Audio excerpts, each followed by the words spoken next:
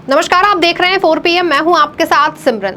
लोकसभा चुनावों को लेकर देश का सियासी पारा चढ़ा हुआ है। हर दल अपने अपने तरीके से जनता को लुभाना चाह रहा है और चुनावों में जीत दर्ज कराने में लगा हुआ है। एक और सत्ता पक्ष भारतीय जनता पार्टी है, जो इस बार सिर्फ जीत नहीं बल्कि बड़ी जीत के सपने सजा रही है। इसके लिए पार्टी अब की बार 400 पार की उम्मीदों को लेकर आगे बढ़ रही है। तो वहीं दूसरी ओर एकजुट हुआ विपक्ष है, जो किसी भी कीमत में भाजपा को दोबारा सत्ता में नहीं आने देना चाहता है। इसके लिए विपक्ष हर संभव प्रयास कर रहा है। हालांकि 19 अप्रैल को पहले चरण के लिए हुए मतदान के बाद से विपक्ष जहां उत्साहित नजर आ रहा है, तो वहीं 400 पार की उम्मीदें पालने वाली भाजपा काफी हताश दिख रही है।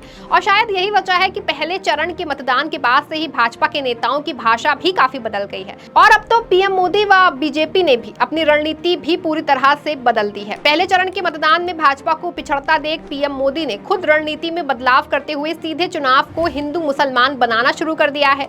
पीएम मोदी अब अपनी रैलियों में आए दिन सिर्फ हिंदू मुसलमान का जिक्र कर रहे हैं और पूरे चुनाव को ही हिंदुत्व व मुस्लिम के मुद्दे पर लड़ा रहे हैं, जिस पर भाजपा ने 2014 में भी खेला था, क्योंकि भाजपा के पास इन मुद्दों के अलावा और कुछ है ही नहीं। तो वहीं दूसरी ओर पहले चरण में अपनी हालत देखकर बीजेपी ने इस बार भी इसी दांव पर खेलना शुरू कर दिया है। एक और जहां पूरे देश में चुनावी मौसम गर्म हो रखा है और भाजपा अब हिंदू मुसलमान पर ही खेलती नजर आ रही है, वहीं दूसरी ओर कर्नाटक में अलग ही मुसलमानों का मुद्दा लगातार चर्चा में बना हुआ है। दरअसल कर्नाटक की कांग्रेस सरकार द्वारा आरक्षण का लाभ देने के लिए राज्य में पूरे मुस्लिम समुदाय को पिछड़ा वर्ग में शामिल किए जाने पर कदम इन दिनों लगातार चर्चा में बना हुआ है और चुनावी बयार के बीच कर्नाटक सरकार का ये फैसला लगातार चुनावी गलियारों में घूम रहा है।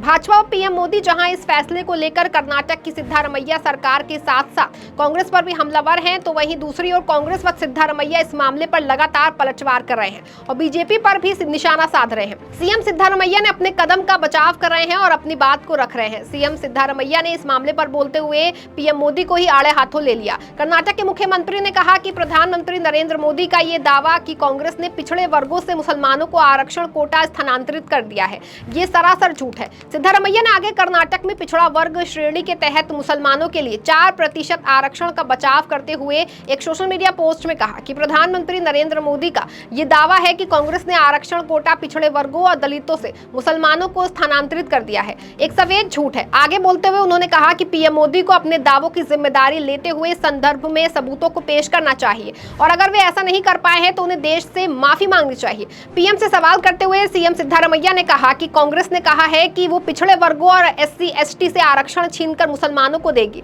क्या इससे संबंधित कोई आधिकारिक दस्तावेज है सरकारी?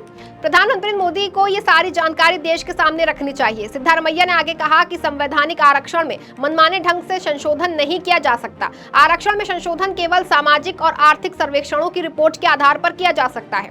इसके अलावा राज्य सरकारों के पास SC ST के लिए आरक्षण को संबोधित करने का अधिकार नहीं है। ऐसे संशोधनों के लिए संसद के दोनों सदनों की मंजूरी की आवश्यकता होती है।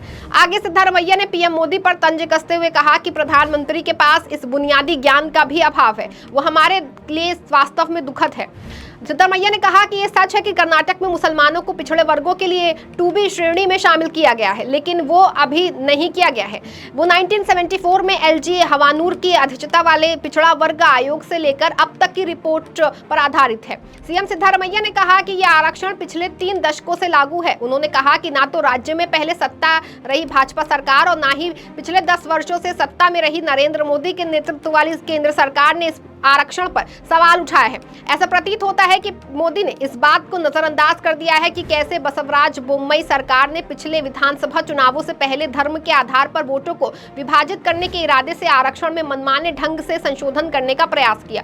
उन्होंने कहा कि शीर्ष अदालत ने मुसलमानों के लिए 4% आरक्षण रद्द करने के फैसले पर रोक लगा दी है। सुप्रीम कोर्ट ने आदेश दिया है कि अगली सूचना तक संशोधित आरक्षण लागू नहीं किया जाना चाहिए, लेकिन पीएम मोदी को इस बात की भी जानकारी नहीं है। दरअसल पीएम मोदी ने कुछ दिन पहले ही राजस्थान के टोंक में एक चुनावी रैली को संबोधित करते हुए कांग्रेस पर निशाना साधते हुए ये कहा था कि कांग्रेस ने दलित कोटे से मुसलमानों को आरक्षण देने की कोशिश की है। विपक्षी पार्टी लोगों की संपत्ति छीनकर इसे लोगों के बीच वितरित करने की साजिश रच रही है।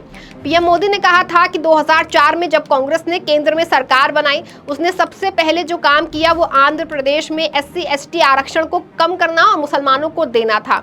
उन्होंने दावा किया कि 2004 में 2010 के बीच बीच कांग्रेस ने आंध्र प्रदेश में 4 बार मुस्लिम आरक्षण लागू करने की कोशिश की थी, लेकिन कानूनी बाधाओं और सुप्रीम कोर्ट की जागरूकता के कारण वो अपनी मंशा पूरी नहीं कर सकी।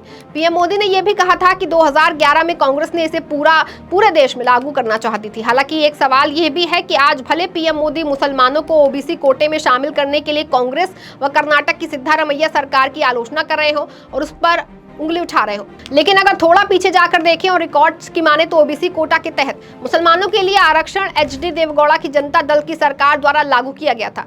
रिकॉर्ड बताते हैं कि यह आरक्षण पहली बार 1995 में एचडी देवगौड़ा की जनता द्वारा लागू किया गया था। और सबसे दिलचस्प बात यह है कि देवगौड़ा की जेडीएस अब भाजपा के नेतृत्व वाले राष्ट्रीय जनतांत्रिक गठबंधन यानी कि एनडीए की सहयोगी है। बता दें कि इससे पहले मध्य प्रदेश की रैली में पीएम मोदी ने कांग्रेस को ओबीसी का सबसे बड़ा दुश्मन करार देते हुए कहा था कि एक बार फिर कांग्रेस ने पिछले दरवाजे से ओबीसी के साथ सभी मुस्लिम जातियों को शामिल करके कर्नाटक में धार्मिक आधार पर आरक्षण दिया है। इस कदम से ओबीसी समुदाय को आरक्षण के एक महत्वपूर्ण हिस्से से वंचित कर दिया गया है। इसी पर कर्नाटक के सीएम सिद्धारमैया की ओर से पलटवार किया गया। साथ ही सिद्धारमैया ने पीएम से यह भी सवाल किया था कि क्या पूर्व प्रधानमंत्री देवगौड़ा अभी भी मुसलमानों के लिए कोटे के अपने समर्थन पर कायम है, क्योंकि उन्होंने ये उपाय शुरू किया था, नरेंद्र मोदी के सामने आत्मसमर्पण कर दिया था। सिद्धारमैया ने कहा कि क्या कभी मुसलमानों के लिए आरक्षण लागू करने का दावा करने वाले देवगौड़ा अब भी अपने रुख पर कायम है, या क्या वे नरेंद्र मोदी के सामने आत्मसमर्पण कर देंगे और अपना पिछला रुख बदल लेंगे।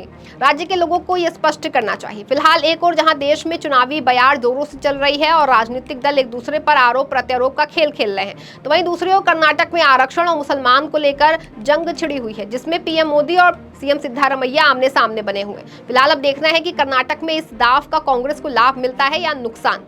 इस खबर में फिलहाल बस इतना ही। तब तक के लिए आप देखते रहें 4PM। धन्यवाद।